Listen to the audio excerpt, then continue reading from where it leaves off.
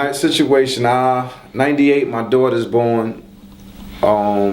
Late in 98, I moved with my daughter's mom to Throgs Neck Projects. That's in the Bronx. We all good.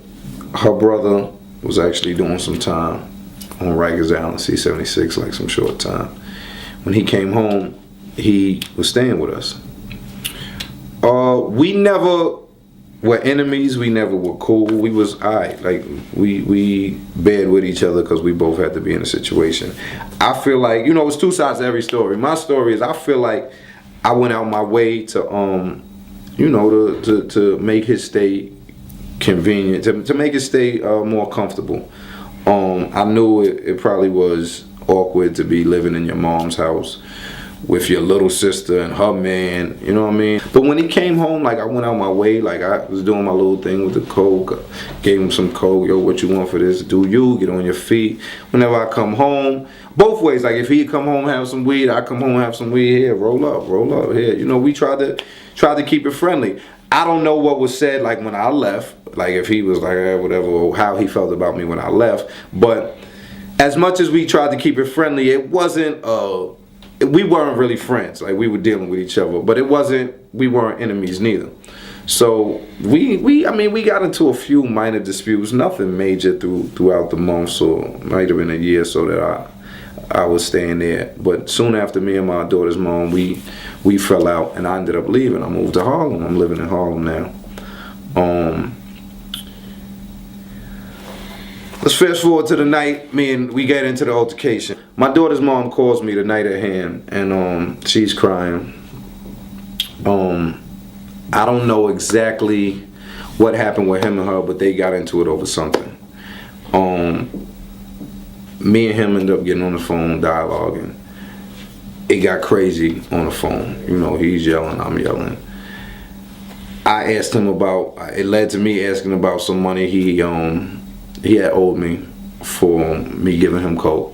And, you know, he was like, what? Like, he basically told me, like, I was dead, and he ended up telling me you could suck my dick. Over the phone? Over the phone.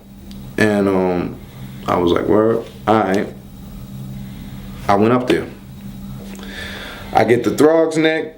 I go to the Avenue. Like, if you know Throgs Neck, it's one like strip on, what is that, Dewey? That's Dewey, right? Yeah, I go to Dewey because I know he's always out there. That's where he hustles at one night. So I see him on Dewey. We exchange a few words.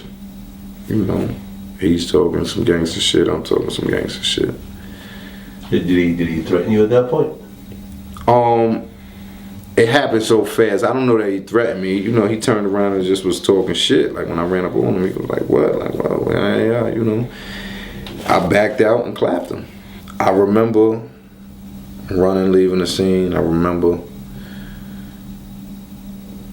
getting rid of the gun. And I remember thinking, damn, like, yo, I fucked my life up. Like, damn, like, you dumbed out. Fuck you do that for you. Like, just bugging out. I remember later that evening, I got a call on my cell. I forget who called me. He was like, yo, Sean died. Like, I remember that vividly. I'm thinking, like, damn, I fucked up. Like, I gotta go. That Tuesday, I got on a train to Atlanta. I had a bunch of peoples in Atlanta, and I was down in Atlanta. And so you're essentially on the run at this point. Right. I'm on the run, but not officially. Like, I was never arrested and on the run. I just know that they probably gonna be looking for me. So I basically leave. For the beginning few months, I basically stayed in the house for the most part. Let my little beard grow. I looked like a mad Jamaican. I let my hair grow. I actually ended up getting braids, but like a lot of times when I go out, I had a Rasta hat and I take my braids out, and with the Rasta hat on, it looked like it was dreads in the hat. My hair was so long, and then I had the beard, so you know, if I had that on with a pair of shades, you probably wouldn't recognize me. If you didn't know me, you definitely wouldn't recognize me. So After a few months, I was able to move around briefly, but in my movements, every now and then, you would get yo, you look familiar, and this is in Atlanta, like, where I know you from, or then we go to school together, and I'd be like, nah. What were you doing for money at this point? At that point, a friend of mine was basically holding me down. But when need be, I would, make my little trips out of town. I still had little spots in different states. Like, when I was on a run, I basically hit everywhere on the East Coast at some point, south of New York. Every state on the East Coast south of New York I hit while I was on a run. So you were just selling drugs state to state? Selling drugs, booking people, whatever it was. Like, I looked at... Booking people? Yeah. Like, I looked at it like... What does that mean? Robbing people. Oh, robbing people. But I looked at it like this. I'm on a run for a homicide. When I get locked up, I'm never coming home again. So, I'm looking at it like you're going to get 25 to life. So... my mentality was, I had a real fucked up mentality. I had a whatever mentality. If you would have been like, yo, Chief, what's up? I'm going to the moon tonight. I'd be like, all right, what time we leaving? Like, whatever. That was just my whole outlook on life, because I felt like if I get locked up, I'm all these other charges don't matter. Yeah, life is over. Yeah. Like, now I always liked guns, but I never was a stick-up dude. But I guess desperate times calls for desperate measures, and because of who I was, I couldn't just hustle anymore. It's like, even if I had a block or whatever way I could get money at, I can't do that because I get pulled over for smoking weed or something minute. It's not minute if they take my prints. You understand what I'm saying? Right. Because I'm facing homicide charges in New York. So I didn't really have the patience to really sell drugs like that. I just needed to get right. And then, I'd lay up for months, and I was very frugal with my money because I wasn't moving much. Most of my money went on food, my little bills, right, bud, and that was it. How far into the being on the run thing before they put you on America's Most Wanted? The case happened early January 2000. They put me on America's Most Wanted in November of 2000. So 10 months in or so. Right. I had got word that I was gonna be on it though. So, talk about what led up to you being caught. Me being stupid. I think subconsciously I was a little tired because I started coming back to New York. I was out in Philly at the time. I had gotten into some shit out there, and so I had to kind of lay low from out there. So I found myself in New York a lot more. Before I was just coming to New York like really to re-up or what have you.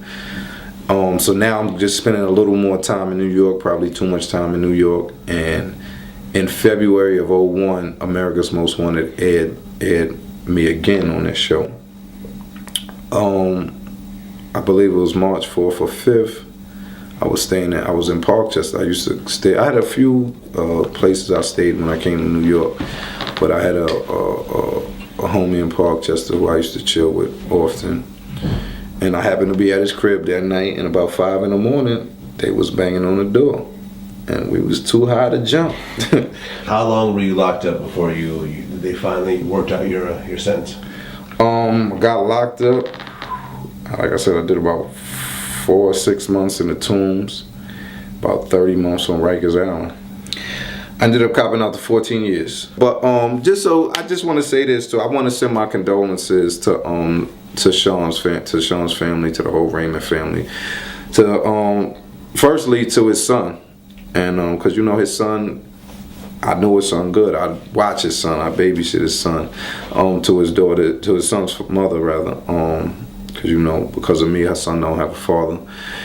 To my daughter's mother, to Vicky, and to their whole family. I took their brother. That's something that you can't give back. And a lot of people, it was some street shit. We both was in the street, so I didn't take it that seriously then. I took it as, well, that's what happens. But looking back, I realized that, I messed up not only my life and the lives of so many people, from my family to his family, and I do want to send my humblest apologies. And that's one of the worst things you could do, because life is one of the few things you can't get back. I wish I could take back what I did, only because number one, who am I to take to be the judge of the judgment man for somebody's life? Number two, that was my daughter's uncle. That was my daughter's mother's brother. And that situation didn't call for that. It was tempers flared. It was a lot of emotions, and I let my emotions supersede my intelligence. But his hand didn't call for that. He wasn't a threat to my life like that. Where, don't get it twisted. I was in the streets, and it was a lot of shit I done did, and I can't really justify that one. Like I fucked up. Have you talked to his son since that happened? No, I haven't. I have like a stipulation with my parole. Like, I'm not to really have any contact with the family. I had to actually get permission to have contact with my daughter, and my daughter's and Mariah was 19, as well as my daughter's mom. My PO actually spoke to all of them, and my daughter's mom okayed for me to have a relationship with my daughters, and for me to correspond with her. What was your relationship with your daughter's mom after, you had killed her brother? It was weird. It was like Vicky and I was so cool for so long. Like, we knew each other a long time. So she was like feeling crazy. It's like, damn, my brother's going, but my baby father's going. Like, she didn't want to lose both of us. So it was like, at times she'd be like, yo, Chi, I understand. I know you ain't mean to do that. Like, I know you didn't, I know you wouldn't do that to Sean, like, purposely, like, just maliciously want to, cause him harm. I know you was mad. But then other times she'd be like, yo, like, what the fuck? Like, yo, you killed my brother. Like, why are you calling me? So she would go back and forth. Like, it was literally like, whenever I called, I don't know what Vic I'm gonna get. You know what I'm saying?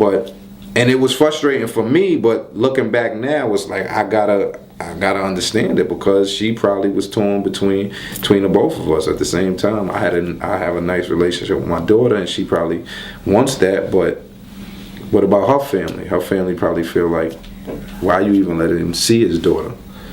How do you think his son feels?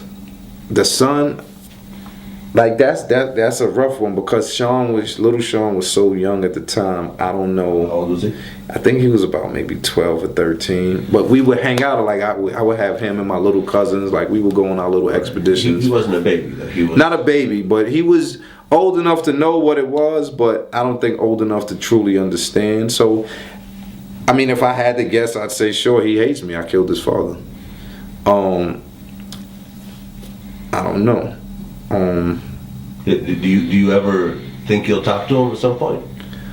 I wouldn't mind talking to him. I feel like if I ever pop off crazy, whether it's music, acting, whatever of my endeavors that I'm into, I feel like I owe him something. Definitely.